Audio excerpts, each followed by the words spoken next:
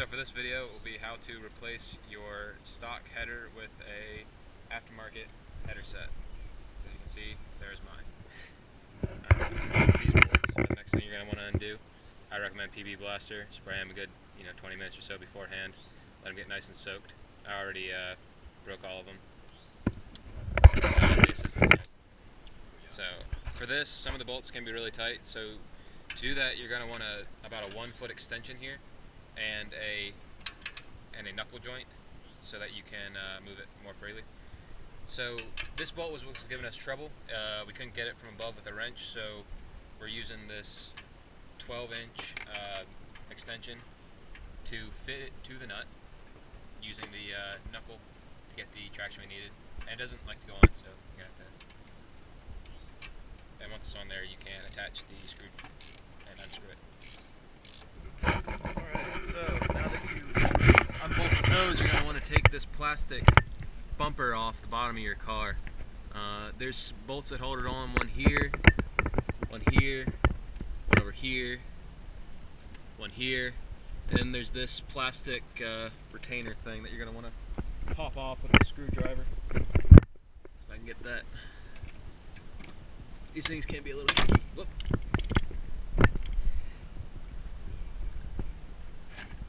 Yep. And then you just simply remove the cover.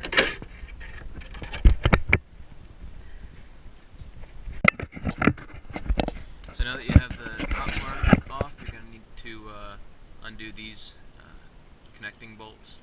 They just hold the bottom of the collector to the car. So this is 14 millimeters, and I recommend taking it off the collector, and then you can get it off the bodywork. There's two right back here that you're going to need to do the same thing on to get it out, and then these spring-loaded bolts.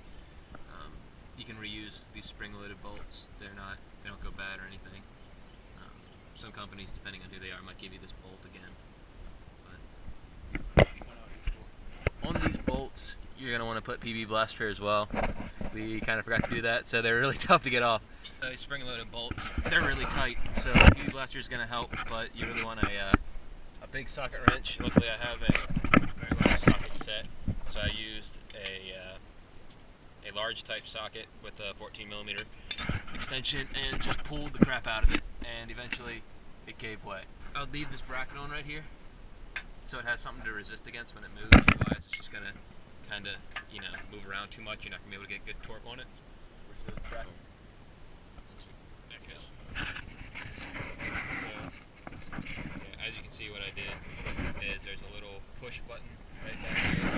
You're gonna want to push that. It's kind of hard to push, but push it, start wiggling, and it'll come out. So, and then you can remove it. Carefully, and there you go. As you can see, we left this on here. It's just going to be easier to do it off the car because you have more angles to work on it at. Alright, so I'm just going to give you all a brief explanation of why I picked long tube headers as opposed to short tube headers, which look more like this, where they all come in together and then they have 1 2-inch or a bigger tube that goes all the way down to the rest of the exhaust. So what happens in a exhaust system is when the valves open after combustion stroke, pressure wave will shoot down these tubes. Now, when the pressure wave hits a change in cross-sectional area, such as a collector like this, you can imagine it's all hollow in here, which it has a bigger cross-section than just one of these tubes. The gas is going to spread out, and it's going to leave a low-pressure system that's going to travel back up these tubes. Now, the goal of an exhaust system is to have it so that the low pressure gets right to the valve right as it's closing to suck out more of the exhaust gas, and therefore bringing in some more fresh charge. What these long tubes do is they allow the pressure wave to travel down and come back once. So as you can imagine, these short tubes, if you're running at a high RPM, let's say like 6,000, the pressure wave is going to shoot down this tube, and it's going to come here, bounce off this collector, and bounce back, and then it's going to hit another change, being that the cylinder, and then it's going to come back again before the valve closes. Each time it does that, though, it loses a little bit of power. You don't get quite the same effect as you would in, say, a long tube header, where at 6,000 RPM, let's say the valve opens, pressure wave travels down, and comes back right as the valve is closing. So it only goes down once, and it creates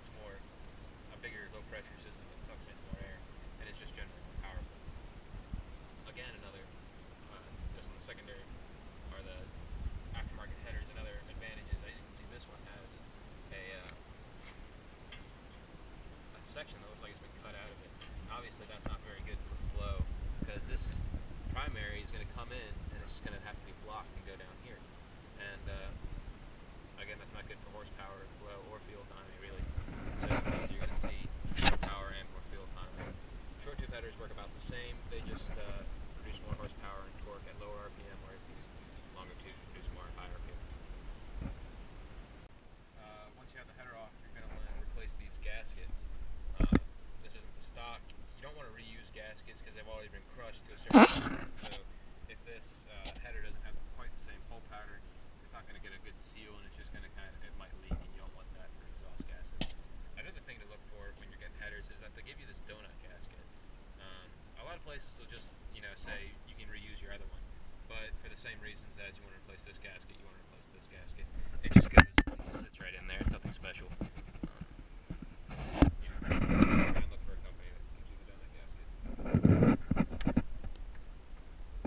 And then once you have this on, you just want to gently place it down here, trying to line everything up. And we're in. Here we're just putting the new bolts back on. Like I said, there's a bolt pattern to this. I'm going to put the bolts on in bolt pattern and then tighten them down accordingly.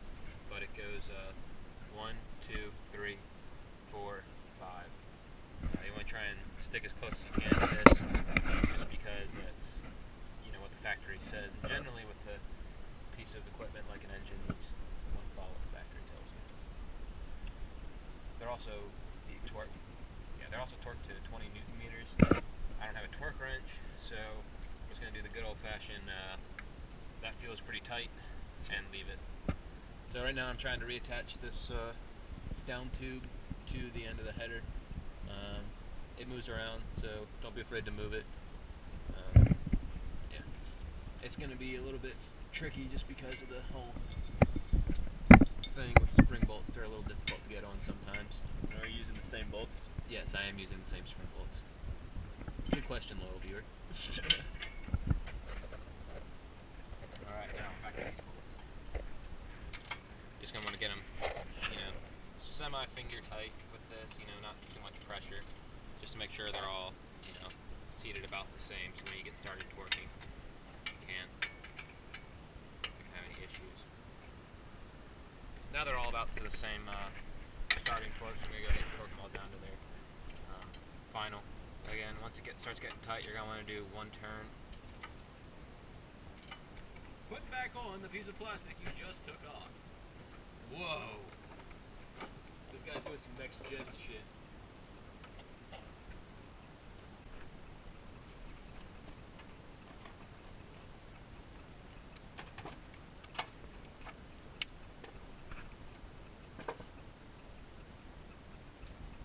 Bottle cap, I'll open it. Because blindness is not an injury.